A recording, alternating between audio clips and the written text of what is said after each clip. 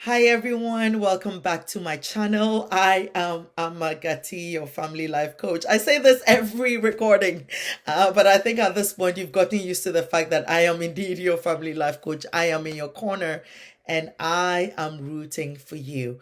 Thank you so much for liking, for subscribing, for sharing, letting people know that we are doing parenting together. Listen, parenting is hard, okay?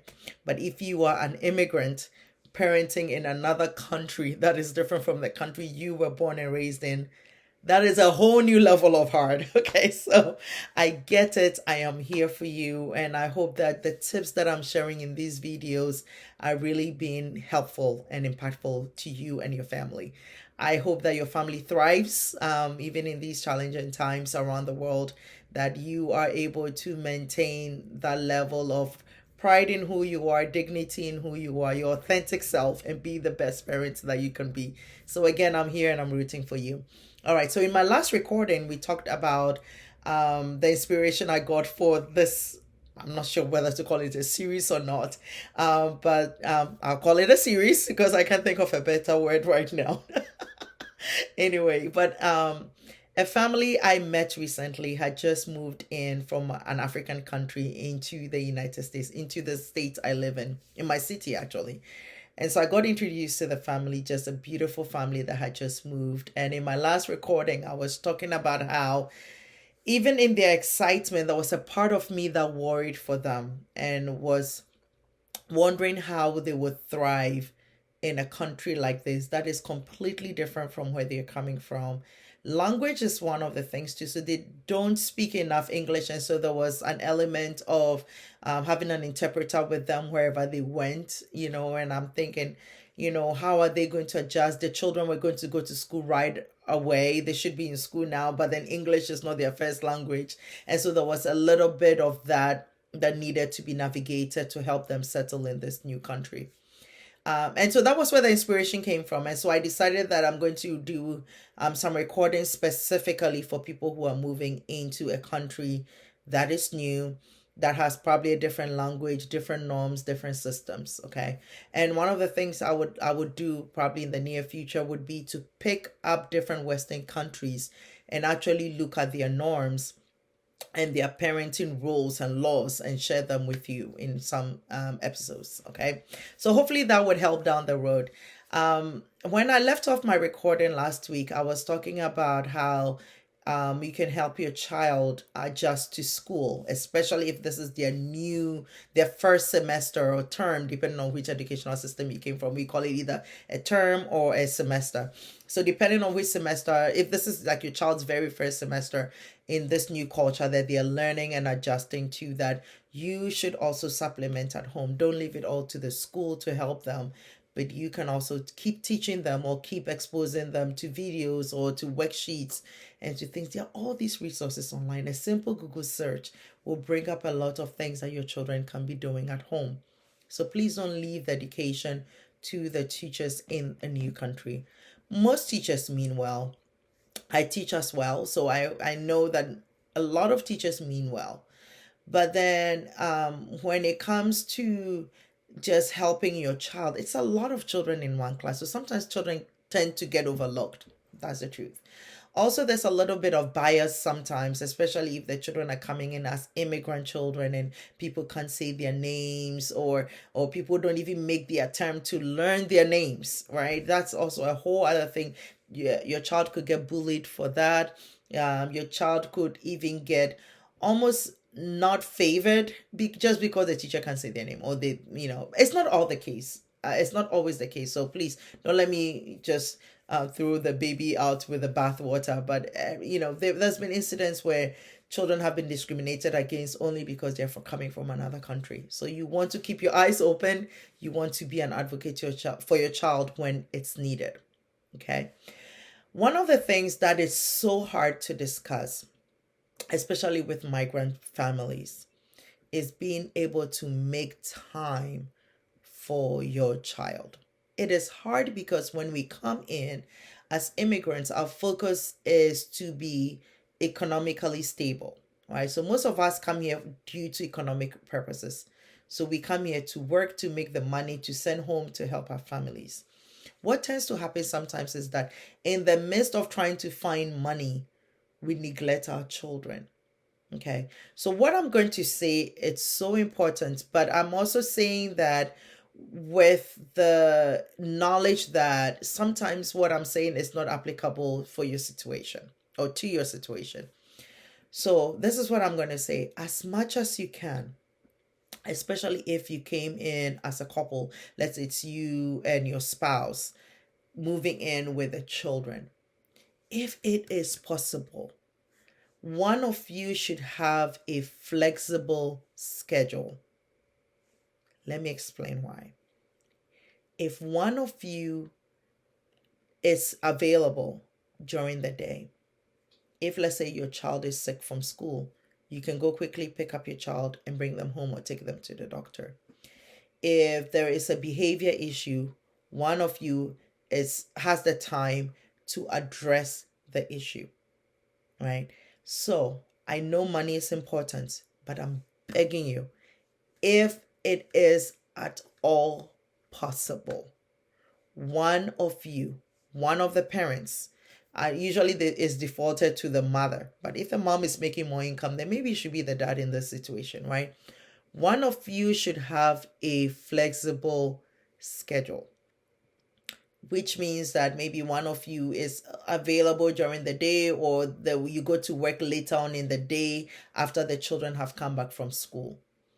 Because most of us, so let me use Ghana as an example, right? So most of us who were raising children in Ghana had house helps, right? So there was a house help or some auntie or some grandparent or somebody who could watch your child for you and you go work. In a country like America, it's different, right? At this point, you are also trying economically to find yourself. So you don't have the privilege of hiring a nanny or somebody else to take care of your child. You have to do that, right? And so it is important that you are available for your child. You are available to know when they get off school. Are they having a bad day? Because if both of you are working long hours, no one has time for the child. That is when the child is spending all the time in front of the computer, in front of the video games, in front of whatever else, and doing other things, other vices that will get them in trouble, or spending time in the wrong company. The ideal would be for someone to be home when they get off home from school, right? Now, I'm saying this, but I also know that that is not the case for so many people. Also, that sometimes there's a single parent situation where not everybody was able to migrate at the same time. So maybe mom migrated with the children, or dad came and mom is here. So there's a situation where you cannot all be together. I am saying this for those who have the opportunity to be together. If it is at all possible, one of you should be able to have should have a flexible schedule so that you're available and present with your children, that you're making sure homework is done, you're making sure that they're walking home right after they get off the school bus, that they're sitting down and they're doing whatever they need to do, that you are almost paying attention to what is going on in their world, that you have the time to listen and to talk and to call the teacher and show up at school events. So in the other countries, that we come from, typically children go to school and they do their thing, right? In this country, especially in the West, parents are expected to show up at school for parent-teacher conference, for the child's performance. Even if they were going to say one line in a play, the expectation is that you are there, right? Because then it makes the child feel seen. If all the other mommies and daddies are showing up and you are not showing up because now you have to do two jobs, your child is feeling left out. It has a psychological effect on your child. The child it does not feel like they're being valued, right? So if at all possible, I know I'm saying this over and over again, if it is at all possible, make sure that one of you has a flexible schedule for your family, that your children can come home to you. When my children were little, I did not work, but then I know that cannot be the case for everybody. I was privileged enough that my husband was okay with me being home. It was hard financially, but it was good that one of us was home and one of us was available for the family, right? And so it is hard. It is economically, it doesn't help, but it's just a sacrifice for a short time, and it will pay off in the long run, because you would be the parent who, or the family that was present for your child. So if at all possible, please do that. Also, another thing you quickly want to do is to find like-minded people, friends who share your values, friends who believe the way you believe and the way you see things, right? So you want to build a sense of community, especially moving into a foreign land. Not only people from your country, but maybe people from other countries who are like-minded. You want to build a sense of community because you will need it in a foreign land. So, for example, let's say you had to be at work and you had to have someone watch your child. Maybe your child had been sick for 3 or 4 days. They're well enough, but you have taken so many sick days, and now you have to go to work. In a sense, where if you have a place where you are a community, you can have someone watch your child for you whilst you go to work. It's good to have a sense of community or belonging into some community, right? So most people tend to look for people from their countries, but I bet you there are people from other countries who are like-minded, who are good people, who would help. So quickly build a sense of community. People find that through church or the mosque or wherever you go. But find a group, even if it's 1 or 2 families that you can quickly connect with, that you can trust, who can help with your child. You will need that in a foreign country. So make friends. Don't be an island. Introduce yourself. Make friends. Build that sense of community if possible, because it would help you. Okay. Another thing that you really also want to look out for in a place like this is getting close. If you're a married couple moving into a foreign land, this is the time for you to be close, very close. All right. Because if you have a strong marriage, your family will do well. So don't let the stresses of this foreign land take you away. So some people tend to, have fun, go out, do things together, and then they move into a foreign land and all of that stop. Those are able to happen here too. Once in a while, go to a restaurant, enjoy a meal together, spend time on your marriage, because if your marriage does well, your family will do well, your children will do well.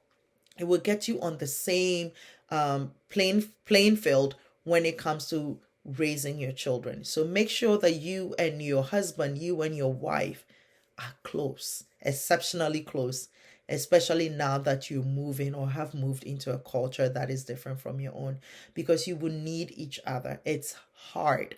You have to learn the country, you have to learn the culture, you have to learn the place, and you cannot do it by yourself. It's good to have someone you can come home and talk to. So I hope that something I've said today has stuck out to you. I will come back your way with some more tips to help you navigate parenting in a foreign culture. Thank you for your time again. I am Amagati, your family life coach. I am here for you. I'm rooting for you. If you have any questions, please let me know and we will address them. Okay? Thank you so much. Bye-bye.